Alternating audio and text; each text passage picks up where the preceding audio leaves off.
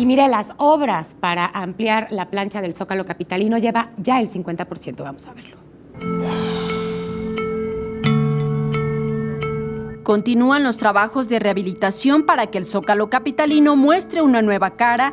En el lugar se puede observar el avance de la construcción.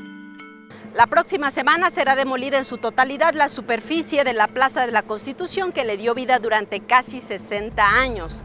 Los trabajos de rehabilitación llevan un avance de un 56%.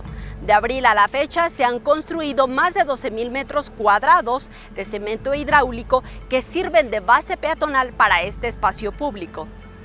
La Secretaría de Obras y Servicios ha retirado 80% del piso de la plancha y el carril vehicular que la delimitaba. De manera simultánea y con un grupo de 90 trabajadores, se realizan los trabajos de acabado arquitectónico en los cuadrantes poniente y central. Las actividades consisten en el buzardeado de la plancha, proceso que permite darle una textura rugosa, entre otros detalles que, de acuerdo a la dependencia, este trabajo devolverá el esplendor a la plaza pública más importante del país.